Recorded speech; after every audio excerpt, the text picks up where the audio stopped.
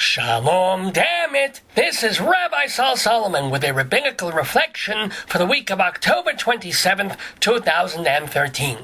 Remember New York in the 1970s? Graffiti everywhere, druggies in the alleys, hookers on the corner, people getting shot, stabbed, punched, or worse, forced to hear disco music.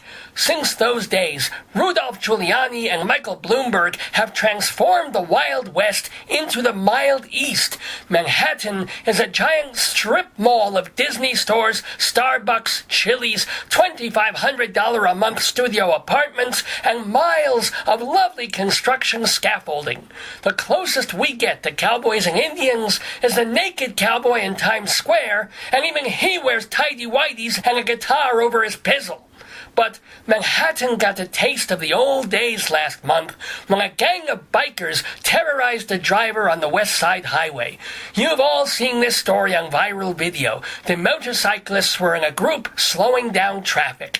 Alexian Lean was with his wife and 2-year-old son in their van when he saw all these bikers around him driving erratically and brake checking. A brake check is when you hit the brakes suddenly, so anyone driving close to you has to slam their brakes if they don't want to bump into your tuchus.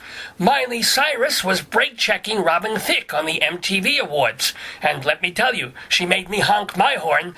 But dancing on television and terrorizing on the highways are two different things. When Mr. Lean got brake checked, he didn't stop fast enough and clipped one of the bikers. This made the other Hell's Devils mad. They swarmed around the van in a menacing fashion. Now, the guy's afraid for his life, so he floors it, trying to escape. In so doing, he runs over a couple of cyclists, paralyzing one for the rest of his life. Well, bikers are like bedbugs. If you only squash a couple, the others will come back in force. The other cyclists, now with legitimate reason to be pissed, go chasing after Lean's van, get him down a side street, and stop him. It's like Orange County Choppers meets Cujo. That's when a biker, a 37-year-old thug who goes by the name of Chance, this Chance character goes up to the SUV, takes his helmet, and smashes in the driver's side window of the van. Someone else bashes in the back window, and they're all trying to yank the door open and pull Alexian Lean out of the SUV, which they do. And they beat the shice out of him. All you need is the Rolling Stones playing Under My Thumb in the background, and it's the late 60s all over again. It's Altamont with Schwarzes. Because there was such a melee, it took days for the police to wade through the evidence and start looking for people to arrest. When they did, they found that some of the bikers were undercover police. These cops couldn't step out of character and help for fear of blowing their cover. God forbid they should try and save someone's life. It's more important they gather evidence for a drug bust. It's comforting to know that if I have a gang of thugs punching and kicking me while my wife and toddler are watching, at least 30 pounds of hemp won't get into the wrong hands. As of this writing, everything is in the hands of the grand jury, with 4 of the bikers racking up serious charges of gang assault, rioting, and criminal mischief. Good, although I'm a little thrown by that word, mischief. It's too cute. Ooh, the criminal's making mischief. He put silly string all over that yield sign. How mischievous. Makes them sound like scamps. Ooh, Alan Edwards is pulling a little Asian guy out of his car and punching him. How impish. Seriously, this kind of hooliganism cannot be tolerated, and I hope all the bikers are punished for turning a highway into their own personal skee-ball alley. What's funny is to read people's online comments to stories about the incident. Most of them against the bikers, good.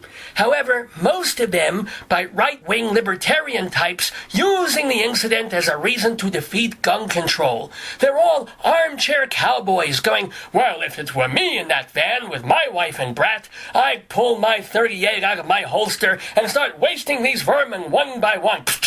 They all die slowly, gasping, I'm sorry, with their last breaths. Yeah.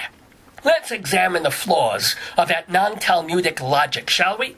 First of all, guns are legal. Mr. Ling just didn't have one. But let's say he did. So he opens fire on 30 bicyclists who may be armed themselves. Now you've got a shootout instead of a beatdown.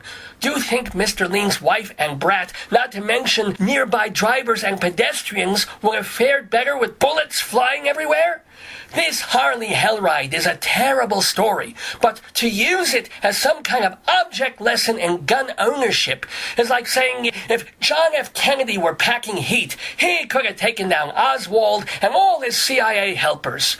It's fun to fantasize about empowerment. We all want to be Clint Eastwood riding through La Hood, or the Israeli Defense Force raiding Entebbe.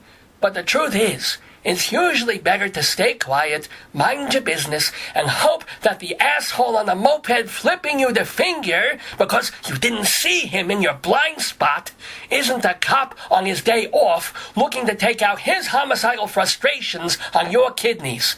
Even John Wayne would piss himself when faced with that. This has been a Rabbinical Reflection from Rabbi Sol Solomon, Temple Sons of Bitches in Great Neck, New York.